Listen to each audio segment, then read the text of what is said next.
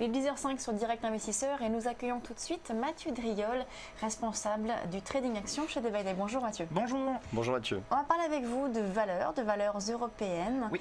Et on va commencer d'abord par un point sur des valeurs bancaires.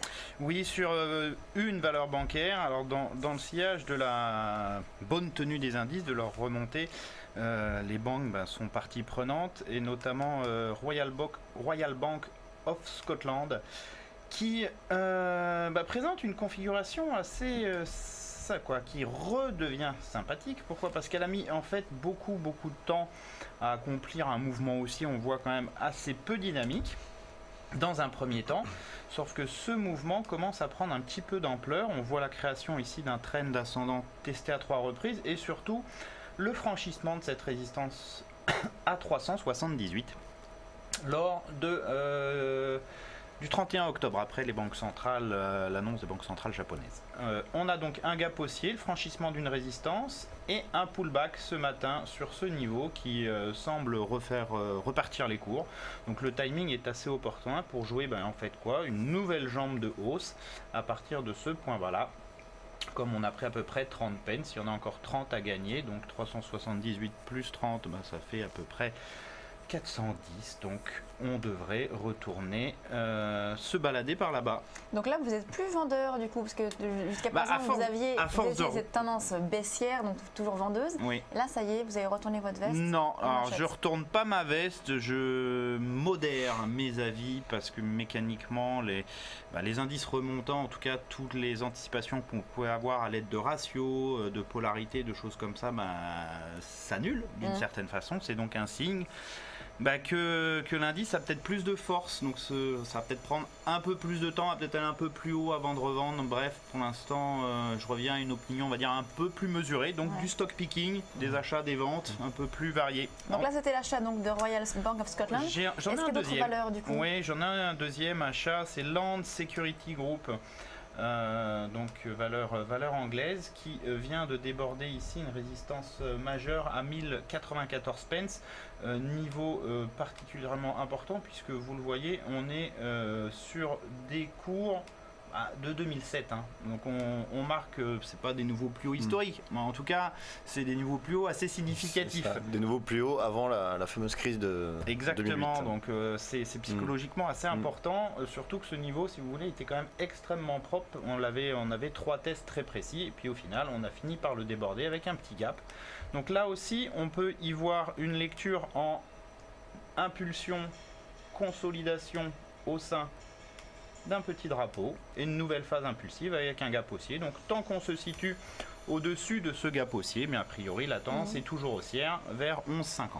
D'accord, donc 2 recommandations donc à l'achat avec Bank of Scotland et Land Security.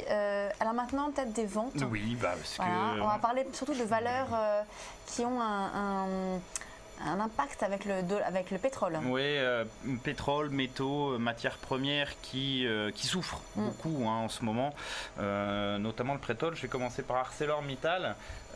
Cette notion de pullback sur 1040, ancienne zone de support majeur enfoncée. On voit bien que la reprise que l'on a fait depuis les points bas, pour le coup, est très poussive comparée à ce qu'on a pu voir sur d'autres valeurs, par exemple des valeurs bancaires, des choses comme ça qui ont montré quand même beaucoup plus de force. Elle a à peine réussi à revenir tester ce niveau que ce matin on a encore un gap baissier et une dégradation de la configuration. Donc là, Mathieu, ça pourrait être un retour de la tendance de fond qui est tendance baissière. Pour moi, c'est le risque. C'est-à-dire que c'est une valeur qui n'a pas beaucoup rebondi, qui était faible et dont le rebond a vraiment été limité et génère encore une polarité. Donc ça veut dire que pour moi, on est toujours en tendance donc ici baissière, donc une vente. En tout cas, tant qu'on se situe sous 10,50, a priori, c'est un retour vers les plus bas en 9,45, 9,12. D'accord. Une autre valeur peut-être toujours dans le même environnement. Dans le secteur, secteur pétrolier, j'ai Total, valeur française, grosse capitalisation de la cote. Pullback, tout simplement, pullback sur cette zone 47,30, 48,50. Ce matin, un gap baissier qui confirme, si vous voulez, le caractère technique de ce mouvement et le caractère impulsif de la baisse.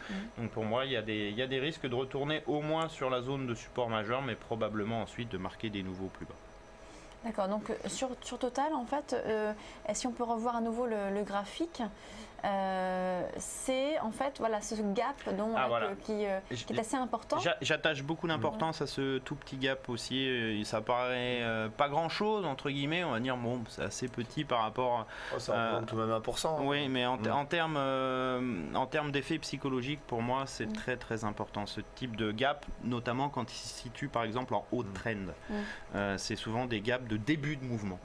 Donc ici, début de nouvelle impulsion baissière. Oui, et puis on a vu également qu'on a les cours du pétrole qui ne cessent de baisser. Et donc, forcément, alors, si on veut aller approfondir dans le secteur pétrolier...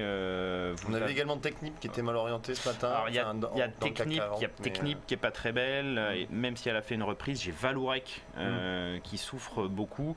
Et en fait, à peu près toutes les valeurs pétrolières sont en souffrance. Le secteur, c'est celui qui a le moins rebondi, celui qui a la force relative la plus faible. Pour moi, c'est très dommageable. En fait, on a beaucoup d'éléments qui se combinent, faible croissance, mécaniquement donc peu de consommation, le dollar qui joue beaucoup, et ces deux effets-là, il n'y a rien qui vient contrecarrer. Donc en fait, vous voyez à l'écran les cours du Brent. C'est une baisse continue et qui maintenant reprend en fait depuis la rupture ici de 84,50.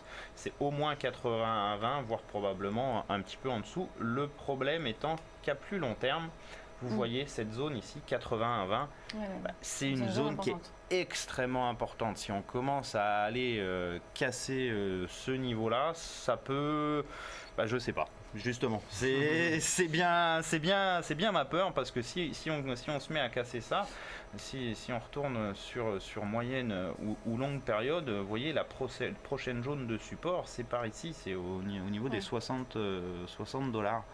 Je vais pas dire qu'on en a encore 20 à perdre, mais en tout cas, c'est pas de bon augure pour le secteur dans son ensemble. Donc du coup, là, le secteur pétrolier, donc vous m'avez parlé d'ArcelorMittal, Total, vous avez une autre valeur également dont vous allez nous parler. Oui. Sont des valeurs, un secteur qu'on peut jouer à la baisse actuellement? Pour moi, oui, parfaitement. Sans trop se poser de questions, on y va oui, on peut toujours s'en poser. Après, pour moi, oui, c'est fait partie des secteurs des plus faibles. Donc, si effectivement vendre un secteur faible, c'est toujours intéressant. Une des dernières valeurs que je voulais vous montrer, c'était Tullow Oil.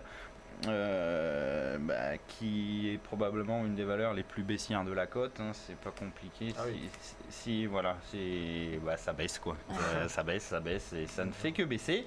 Et alors ce matin, on a une configuration qui est assez intéressante sur Tullow, c'est qu'elle a ouvert un gap baissier. Pour l'instant, elle n'a toujours pas cassé son support, donc on est dans l'attente d'un timing d'intervention qui se fera sous le support ici à 473 en cas de clôture.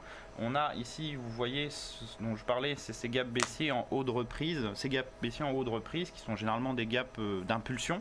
Ce matin, on a encore ouvert un petit gap, c'est-à-dire que si on casse le support à 473 avec un nouveau petit gap, on a un gap de rupture, un gap de continuation, de tendance, et donc des nouveaux plus bas à venir. Donc là aujourd'hui, vous êtes donc plutôt, parce que les dernières semaines vous êtes venu à chaque fois vous me disiez voilà, je vends, les yeux fermés quasi, c'était vraiment votre message que vous nous donniez. Aujourd'hui, maintenant, vous dites voilà, il faut faire attention, on n'est plus sur une période de stock picking. Oui, pourquoi parce que le rebond des indices est vraiment fort. Je vais pas m'amuser à me mettre trop en face de banques centrales qui ont légèrement plus de pouvoir que moi, on va dire. C'est tendu, on est toujours sur des niveaux en termes d'indices, on serait dans l'absolu pas loin de niveau de vente maximal, le maximum de reprises que l'on puisse faire. Donc dans l'absolu au plus proche, sauf que ce gap haussier des banques centrales, pour moi, tant qu'il n'est pas comblé, probabilités de baisse sont faibles. Si on le comble, je revois mon jugement. Tant qu'il reste ouvert, c'est un peu d'incertitude. On peut reprendre 1, 2, 3%, donc vendre un peu plus haut. Et d'ailleurs, on a vu ce matin que le CAC a travaillé ce gap et a rebondi sur justement le niveau de la borne haute du gap. C'est la clé. Ce qui veut dire que c'est toujours une tendance haussière à court terme. Psychologiquement, c'est le fait d'avoir ouvert ce gap sur ce niveau-là suite à une annonce de banque centrale. Si vous le comblez, c'est qu'au final, son effet a duré 3 jours et n'impacte pas plus. Si on le comble, ça devient dangereux. Tant qu'il reste ouvert, on peut poursuivre cette reprise. C'est vraiment pour moi l'élément qui psychologiquement m'a fait, on va dire, basculer. Ouais.